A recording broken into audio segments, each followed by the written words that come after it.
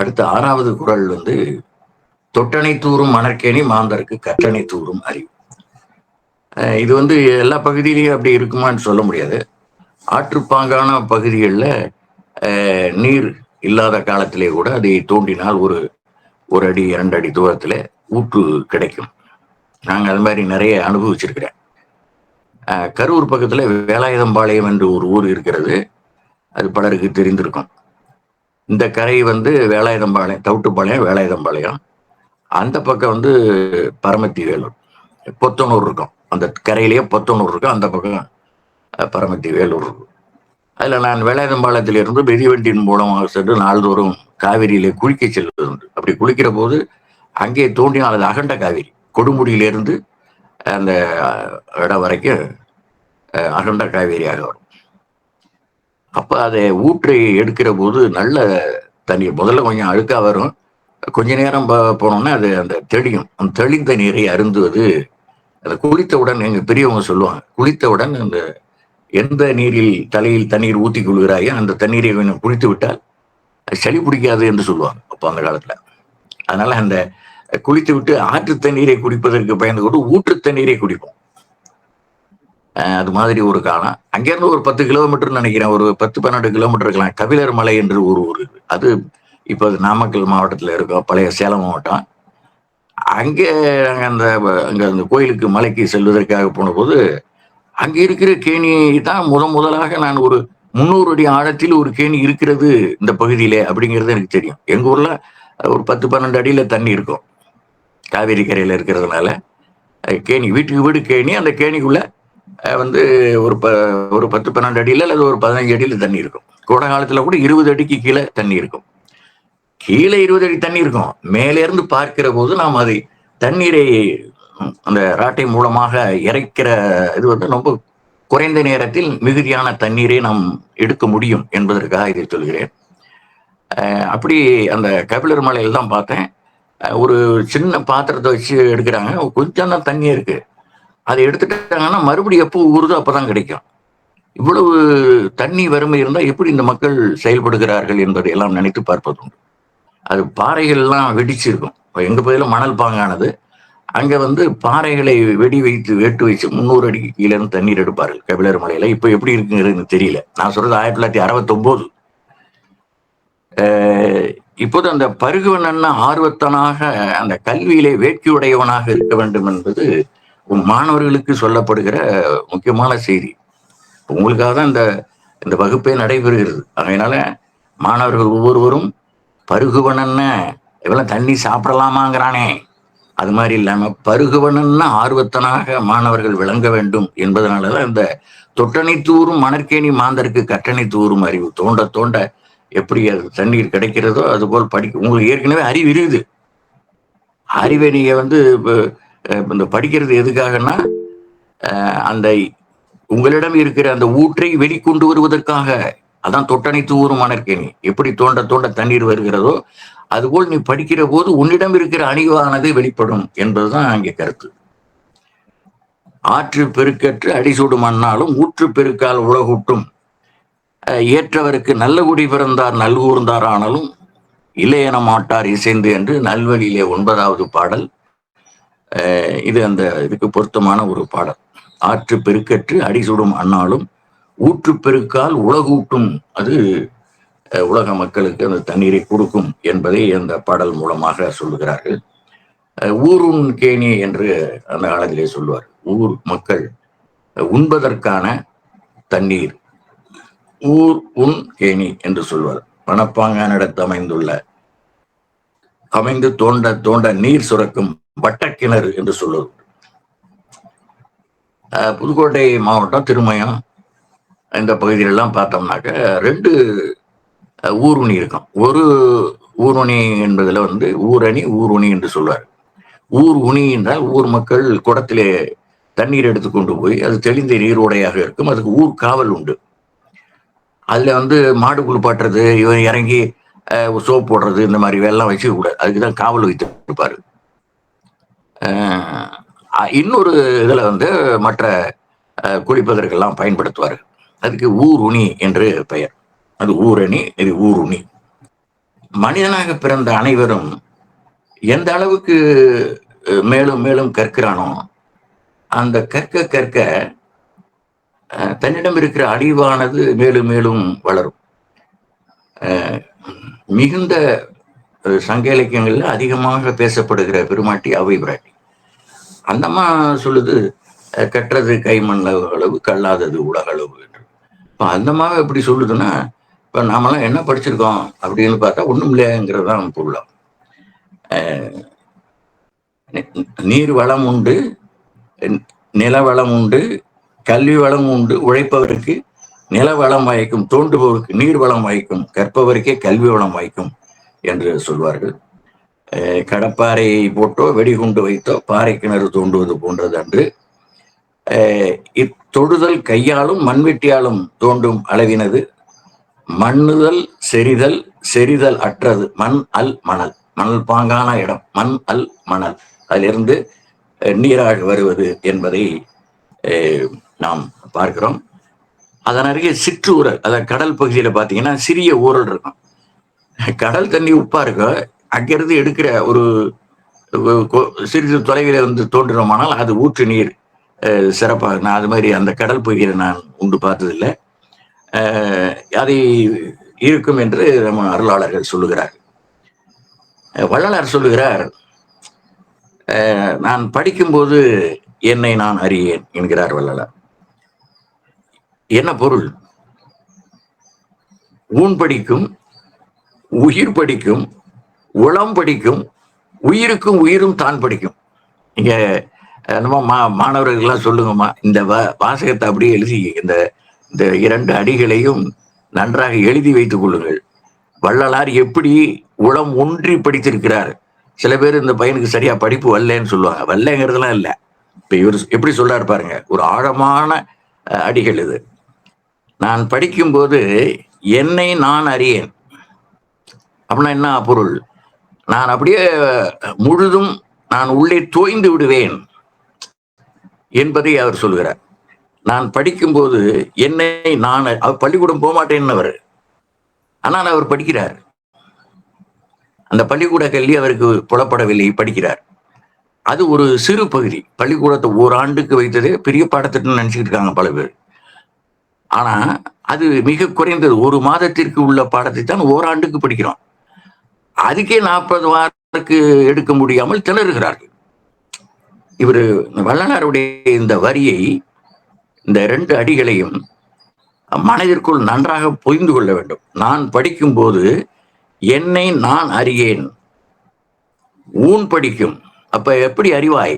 ஊன் படிக்கும், உளம் படிக்கும், உயிர் படிக்கும், உயிருக்கு உயிரும் தான் படிக்கும் என்று சொல்லுங்க. இந்த கல்வி சிறப்பு வள்ளலார் எப்படி அழகா சொல்றார் பாருங்க. இதான் தொட்டணி தூரும் மணற்கேணி மாந்தருக்கு கட்டணி தூரும் அறிவு. அடுத்து 7வது குறள் வந்து, யாதானும் நாடாமால் ஊராமால் என் ஒருவன் சாந்துணையும் கல்லாதவர். இத சொல்லிக் கொடுக்கிற பெருமக்கள் ஊராமல் நாடாமல் என்றெல்லாம் சொல்லிக் கொடுக்கிறார்கள். இந்த ஆள் என்கிற விகுதியை போட்டுத்தான் அவர் எப்படி சொல்லுகிறாரோ அந்த ஆள் போடாம சொல்லக்கூடாது. கல்வி கற்பதனால் கற்றவனுக்கு எந்த நாடாயினும் தன் நாடேயாம், எந்த ஊராயினும் தன் ஊரே ஆகும். அவ்வாறு ஆகவும் எதற்காக ஒருவன் சாகும் காலம் வரையும் கல்வி அறிவு பெறாமல் இருக்கிறான், கல்வி அறிவு பெறாமல் இருக்கிறான் என்று கேள்வி கேட்கிறார்.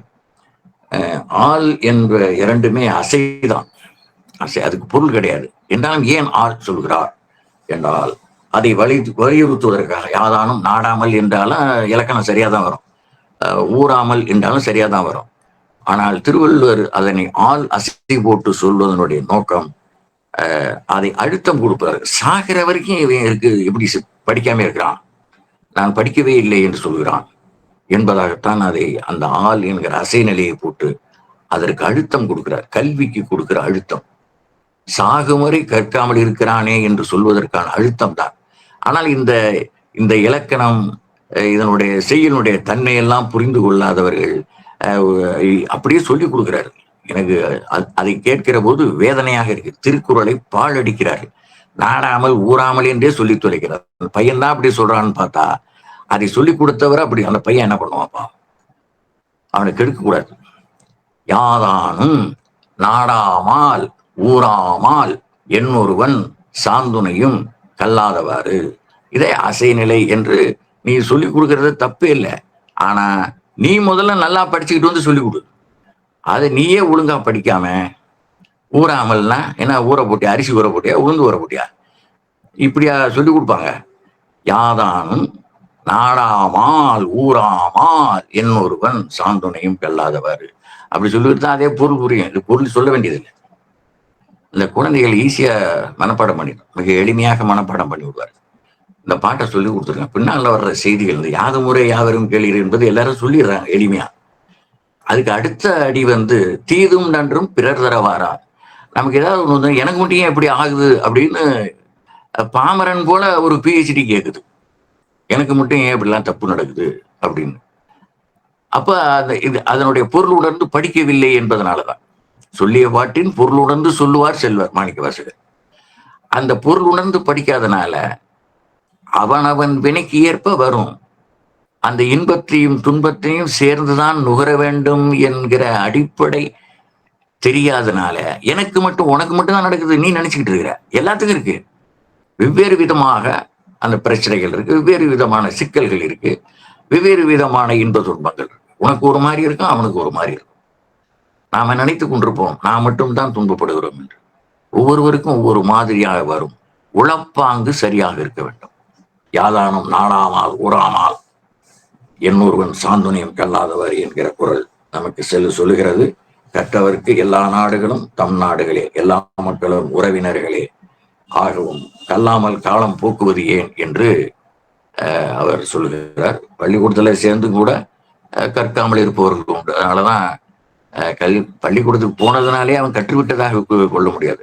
அவன் கற்றால்தான் கற்றவனாகிறான் என்பதற்காக இந்த யாதானம் நாடாமல் என்கிற குரலுக்கு யாதும் முறை யாவரும் கேளீர் என்கிற பாடலை நாம் இணையாக சொன்னோம்.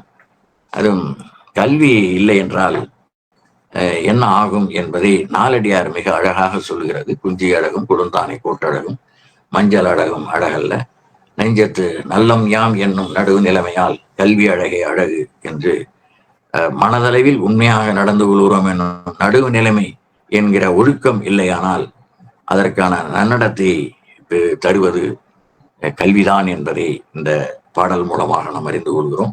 8வது குறள், ஒருமைக்கண் தான் கற்ற கல்வி ஒருவருக்கு ஏழுமையும் ஏமாப்புடைத்து. ஒருவருக்கு என்பது முன்னே போட்டால் பொருள் வழங்கும். ஒருவருக்கு ஒருமைக்கண் தான் கற்ற கல்வி ஏழுமையும் ஏமாப்புடைத்து என்று ஒருவர்னா யார் ஒருவருக்கும் என்று பொருள். அது தொடர்ந்து வரும் என்பதை அதை நாம் பார்த்தோம். அதாவது எழுகின்ற பிறவிதோறும் அந்த கல்வியினுடைய இது வரும் என்று. ஏமம் ஆர்ப்பு என்பது ஏமார்ப்பு என்று வந்தது. ஏமம் என்றால் பாதுகாப்பு. அந்த கல்விதான் நம்மை பாதுகாக்கும் என்பதனால இந்த சீரை போடுகிறார். ஒருமைக்கண் தான் கற்ற கல்வி ஒருவருக்கு எழுமையும் ஏமாப்புடைத்து.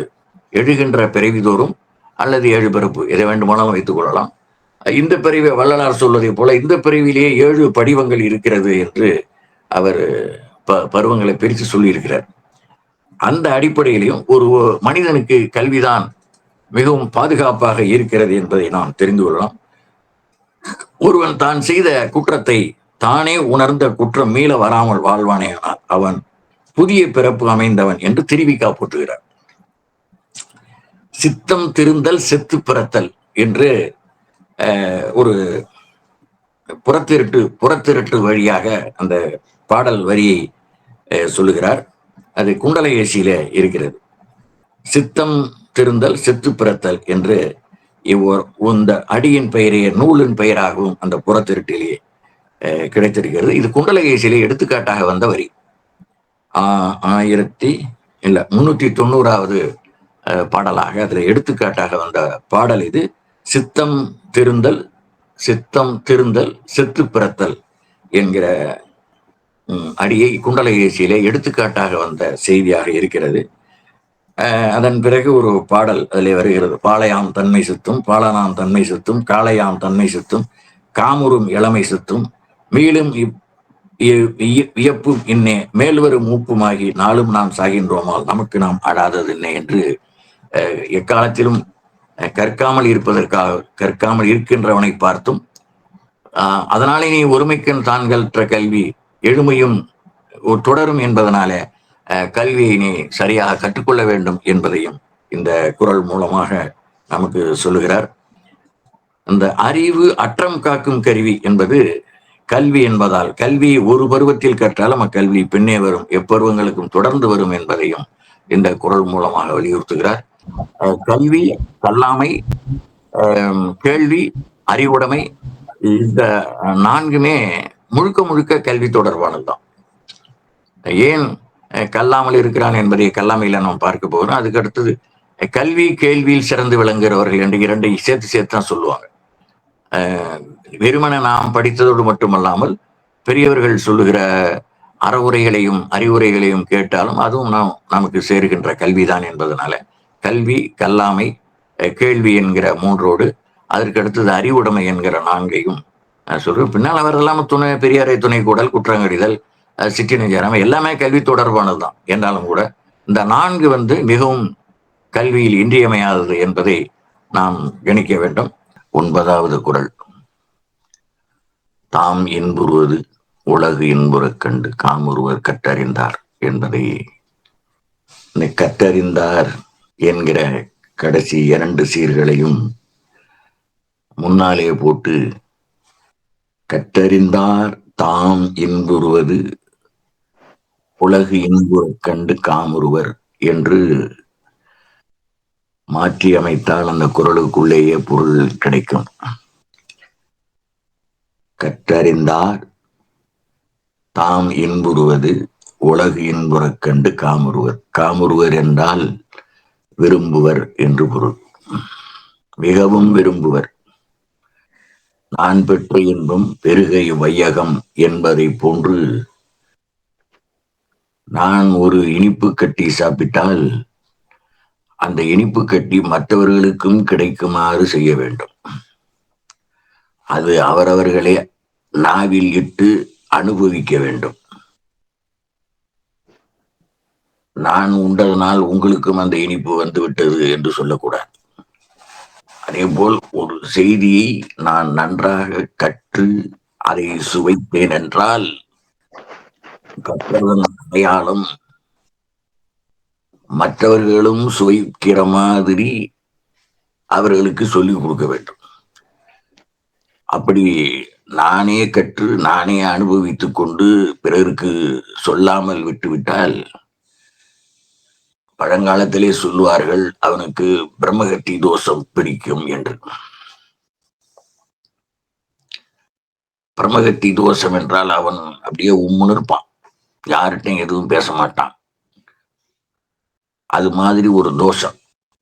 அது வடமொழியிலே அது பிரம்மகத்தி தோஷம் பிடித்துவிடும் என்று சொல்வார்கள். தான் படித்ததை தான் மட்டுமே அனுபவிக்க வேண்டும் என்று இருப்பவனுக்கு அப்படி ஒரு தோஷம் பிடிக்கும் என்று சொல்லுவார்கள். அதான் பிரம்மகத்தி தோஷம். அது மாதிரி தாம் இன்புறுவது உலகு இன்புறக் கண்டு என்றால் மக்களுக்கு சொல்லணும் இந்த மாதிரி இருக்கு என்று. அதனாலேதான் சங்ககால புலவர்கள் எல்லாம் தான் கற்றதை நூல்களாக எழுதி வைத்தார்கள், செய்யுளாக எழுதி வைத்தார்கள்.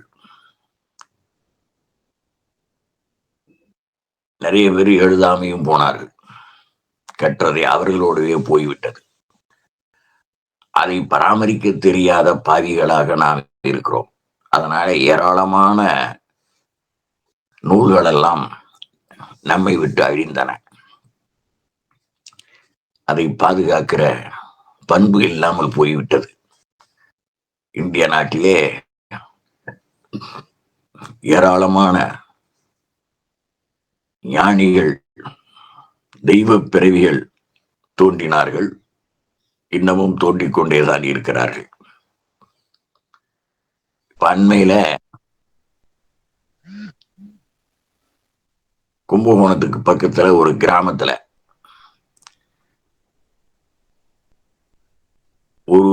ஒரு வயதிலேயே அந்த குழந்தை பேசத் தொடங்கியவுடன் நான் இந்த ஊரில் கோயில் கட்டுவேன் என்று சொல்லி, இப்பொழுது அந்த குழந்தைக்கு 17 வயதாகிறது, கோயில் கட்டிவிட்டது.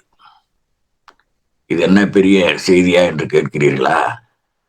அதை ஒரு வயதிலேயே சொன்னது, 17 வயதிலே கட்டிவிட்டது.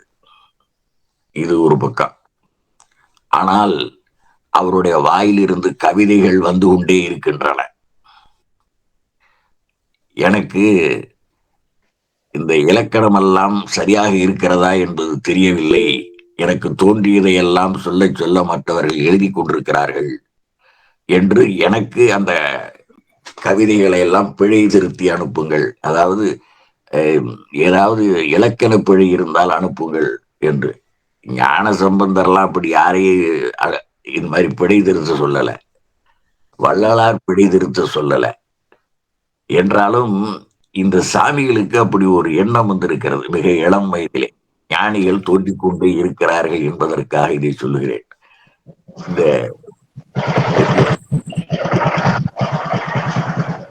செல்பேசியிலே, என்னுடைய செல்பேசியிலே அவர் எழுதிய கவிதைகள் எல்லாம் வந்து குவிந்திருக்கின்றன. அதை பிழைதிருத்துவதற்கான நேரமும் காலமும் எனக்கு வாய்க்கவில்லை. நான் பொறுத்து திருத்தி அனுப்புகிறேன் என்று அவர்களுக்கு சொல்லி இருக்கிறேன். அதே போல தாம் இன்புறுவது உலகு இன்புறக் கண்டு காமுறுவர் கற்றறிந்தார். கற்றறிந்தார் என்று சொன்னால் அவர் தான் இந்த கல்வியினாலே பெற்ற இன்பத்தை தான் எவ்வாறு அனுபவித்தாரோ அதை அவர்களுக்கு சொல்ல வேண்டும். இந்த இன்பத்தை எல்லோரும் நுகர வேண்டும் என்பதற்காகத்தான் தான் புரிந்து கொண்டிருப்பார்கள். எளிமையான மனிதர்களும் புரிந்து கொள்ள வேண்டும் என்பதற்காக உரை எழுதினார்கள். சிலருடைய உரைகளை படிக்கலாம், சிலருடைய உரைகள் வந்து அந்த மூல செய்யுளை விட கடினமாக உரை எழுதியிருப்பார்கள். அந்த உரைக்கு உரை எழுத அதிலே ஒரு அனுபவம் இருக்கிறது. அந்த வகையிலே பரிமேலழகர், சேனாவரையர் போன்ற பெருமக்களுடைய உரைகளை எல்லாம் மிக எளிதாக யாரும் அந்த உரையை படித்து பொருள் கொண்டு விட முடியாது. சில புரியும், சில புரியாமல் இருக்கும். சேனாவரையர் தொல்காப்பியம் சொல்லதிகாரத்திற்கு உரை எழுதியிருக்கிறார். அந்த உரையை கற்றவர்களாலே அதை வந்து ஒதுக்கிடுவாங்க. இளம்பூர்ணர் உரையையோ நச்சினார்க்கினியர் உரையையோ படித்து தெரிந்து கொள்வார்களே தவிர சேனாவர் உரையை முழுவதும் பின்பற்றுவதில்லை. நல்ல கூர்த்த மதியினர் மட்டும்தான் அந்த சேனாவரையர் உரையை படித்து இன்புற முடியும். அதே போல அந்த கல்வியினுடைய மேன்மை அவர்கள் அந்த அளவுக்கு நுணுக்கமாக செய்கிறார்கள் என்பது கருத்து. அதை இன்புற வேண்டும். இதை மிக அழகாக இதை சொல்லிக் கொடுக்கிற பெருமகர்கள் தாமின் புறுவது உலகின் புறக்கண்டு காமொருவர் கற்றறிந்தார் என்று சொல்லிக் கொடுக்கிறார்கள். அப்படி சொல்லிக் கொடுப்பதுதான் பதிந்து விடுகிறது. தவறாக பிழையாக சொல்லிக் கொடுப்பது பதிந்து விடுகிறது. ஆகையினால தெளிவாக அதை பொருள் புரிகிற மாதிரி சொல்லிக் கொடுக்க வேண்டும். தாம் இன்புறுவது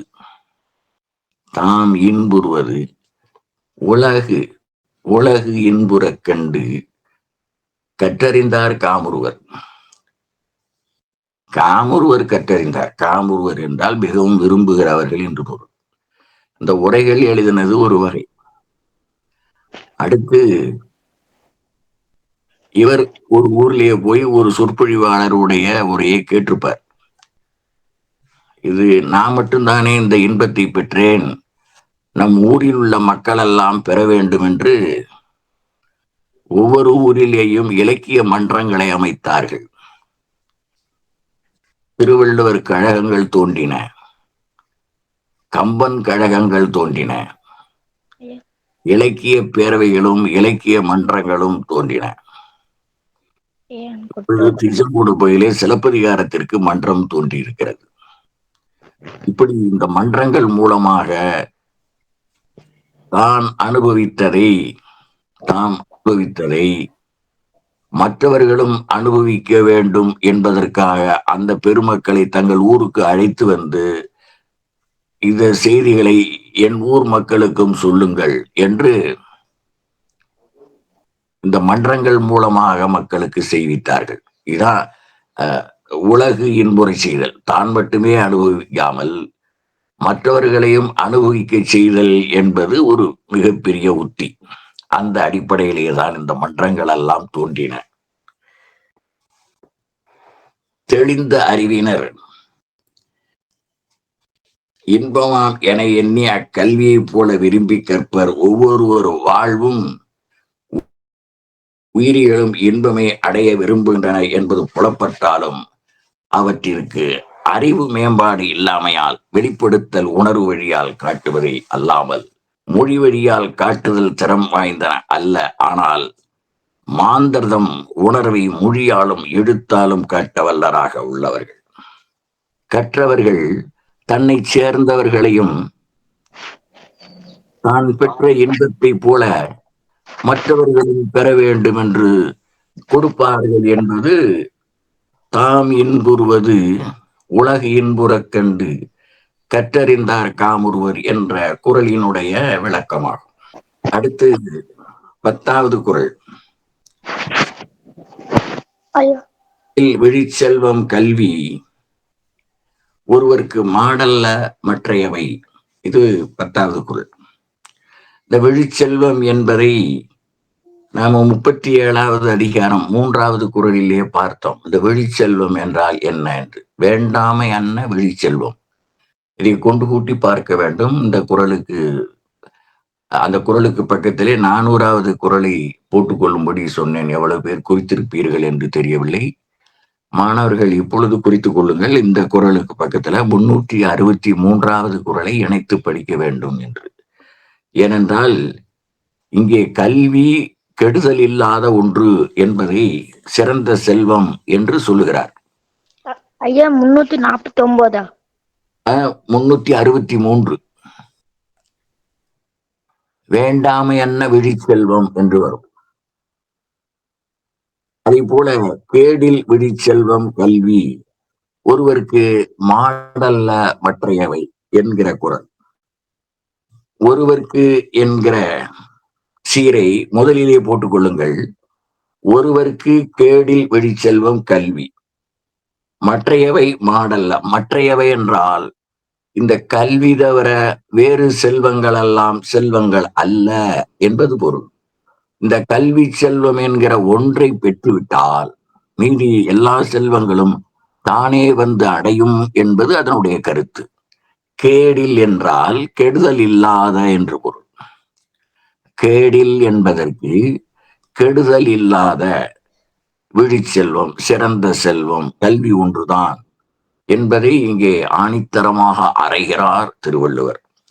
கேடில் விழிச்செல்வம் கல்வி ஒருவருக்கு மாடல்ல மற்றையவை. இங்க மாடு என்றால் செல்வம் என்று பொருள். அந்த காலத்துல இப்பெல்லாம் பணத்தை வந்து இந்த பரிவர்த்தனை என்று சொல்லுகிறார்களே, அந்த பணத்தை பரிவர்த்தனை செய்யாமலே அவன் என்னமோ ஒரு டிசைன் போட்டிருக்கான். அதாவது ஒரு கோலம் போட்டது மாதிரி அதுல கொண்டு போய் இவனுடைய செல்பேசியை வைக்கிறான்.